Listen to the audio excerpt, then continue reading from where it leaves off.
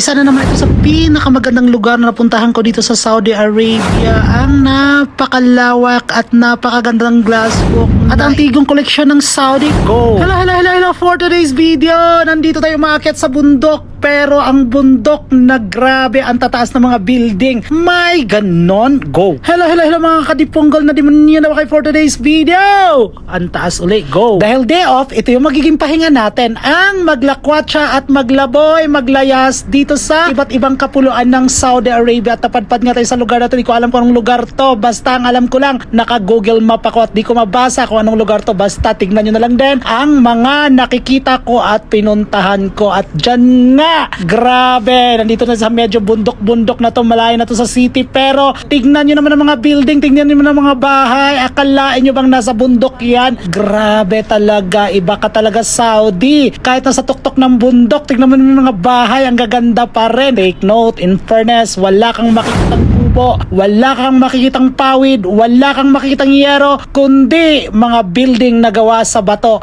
batupik. Grabe sila dito, ang building nila ang tataas at ang gaganda pa rin kahit nasa kabundukan na. At dahil nga dyan, gusto kong damhin, gusto kong maramdaman, ma-feel ang lamig dahil mataas na to dito sa portion na ito. Kaya naman ang sarap namnamin ng hangin at makikita nyo sa aking kapaligiran ang nagagandahang kapunuan, desyerto, pero wag ka. Tingnan mo naman ang mga puno, buhay na buhay at ang daming damo. Go! Grabe talaga ang Saudi. Ang daming mai-offer, ang dami mong pasurpresa dahil ang Saudi talaga, grabe, saang banda may makikita kang kakaiba, kagaya lang neto. Desyerto daw pero napakalamig, desyerto daw pero napakaganda ng mga puno at ang dami talagang puno dito sa portion na ito. Kaya grabe ka talaga Saudi, ikaw na talaga, as in ikaw na, now na.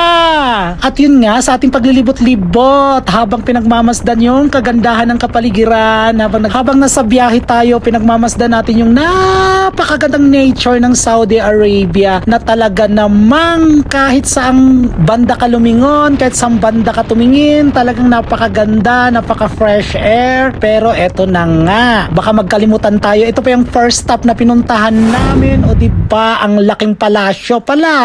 Yes, isa itong tourist attraction dito sa lugar na ito at ang bongga, diba? Dito makikita ang Sky Hanging Bridge. Yes, at merong sky biking dito. Sky mababa lang naman pero sky na agad. Pero anyway, sige go, kagustuhan nyo yan eh. Ang ganda naman talaga ng place. So actually sa mga oras na to, hindi pa talaga siya totally open dahil later on pa medyo napaaga yung pagdating namin. Pero according doon sa lumapit sa amin, yes, maya-maya nga may lumapit sa amin dyan at kinausap kami, kinamusta kami kung saan kami galing. Sa amin namin galing pa kaming Pilipinas, charis. So ang ginagawa ko lang dyan, namangha, naglibot at ayun na nga, lumapit na yung pinakamay-ari kung ano daw sadya namin. Malamang, alam nga naman bibili namin yung restaurant niya or tourist area niya. Eh syempre mamamasyal kami. Sabi niya pwede na namin buksan kung gusto niya nang mag-start dahil mayroon niyang mga tourist attraction sila na magkakaroon ng sky biking, then mag-skywalk doon sa hanging bridge at ang hanging bridge nila dyan ay mababa lang naman. Pero at least diba, isa yung mga tourist attraction nga nila dito. That's why sabi nga namin, sige, mag-picture-picture na lang muna kami kasi maganda nga naman talaga. Pero sabi nga nung may-ari, mas maganda sa gabi kasi ang ganda ng mga pailaw. Pero at that time din na namin kailangang maantay yung gabi kasi syempre may mga ibang destination pa kaming pupuntahan. O diba, may ganon. Pero nag-ikot-ikot na lang kami dyan for sure para sa picture taking at syempre for vlogging purposes na makakuha tayo ng magandang angulo. Go! At fast forward nga, nandito na tayo sa second location natin. Ito naman yung glass walk naman dito sa lugar na to. Nasa gitna na o nasa gilid siya ng bangin pero yung coffee shop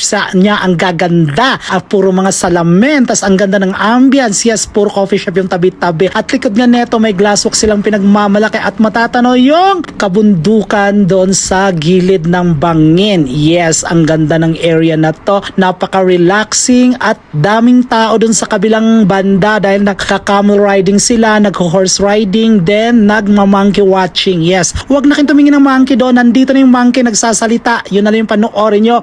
Go! Diba? Pero in fairness talaga, napaka-perfect mag-relax dito. Napaka-perfect maglakad-lakad dahil sobrang lamig din dito. Tingnan nyo naman yung ulap. Halos hahalik na sa lupa. Yes, ganun kaganda yung lugar na to at meron pa silang pinagmamalaki ito yung glass walk nila na talaga namang makikita yung 360 degree views ng kabundukan ng Saudi Arabia. O diba, wala talagang katapusan, walang hangganan yung pwedeng may offer ng Saudi Arabia as long as masipag ka lang mag-ikot, masipag ka lang maghanap, masipag ka lang tumawid sa mga kabundukan at mga patarik palikulikong mga daan dahil talagang magbaon ka ng isang box na Bonamin para hindi ka mahilo sa iyong biyahe. Dahil kung mahiluhin ka, good luck na lang, hindi ka abot dito. Dito pa lang talagang tanaw mo na, o diba, tingnan mo yung kabundukan. Ilang milya na yung layo niyan, pero diba, oh shucks, ang ganda, diba? So andyan, ang dami ring unggoy diyang pumapalibot. Kaya ingat-ingat sa cellphone, baka biglang mahablutan. No, joke lang. Pero hindi naman sila nalapit sa tao. Ang ganda ng mga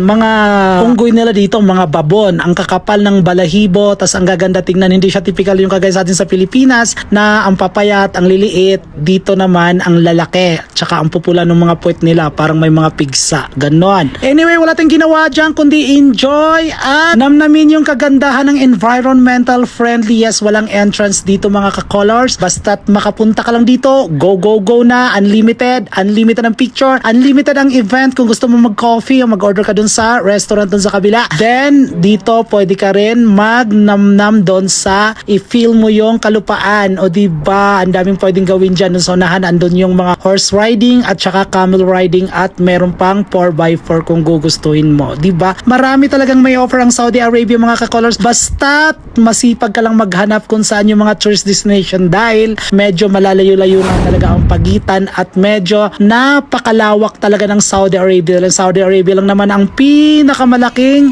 bansa sa buong mundo. Kaya kalat-kalat, hindi mo malibot halos akalain kung saan yung mga tourist spot, tourist destination na may offer nila dahil ang Saudi Arabia nga punong-puno ng kagandahan ng kanilang turismo na talagang na-develop nila ng bonggang-bongga. At isa pa, napakaganda ng mga kalsada nila at napaka-accessible ng mga tourist spot nila na pwede mong puntahan kahit anong oras dito sa lugar na ito. Kaya naman, eto nga, bumulaga sa atin ang napakagandang koleksyon, mga sinaunang kagamitan at mga tradisyonal na ginagamit ng mga lokal o ng Saudi dito sa bansang ito at matunghayan din natin yung kanilang mga artifacts na meron sila. Yes, o diba, ang dami talagang pinagmamalaki ng Saudi, ang daming may offer. Ikaw na lang talaga ang kulang na tumuklas kung saan man at kung saan ka pa man dadalhin ang iyong kapalaran dito. Go! Ganito nga yung laging weather dito sa Saudi Arabia mga ka-colors, laging makulimling, laging maulap. Yes, dito sa bandang sa amin dahil malamig nga po at saka medyo mainit talaga kung napatapat syempre sa araw. Go!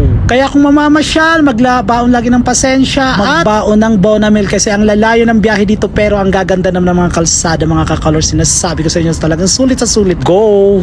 Hanggang doon lang muna uli for today's vlog. Samahan nyo ko lagi, wag bukas, wag mamaya, kundi now na mga ka-colors. Love! Bye! Go!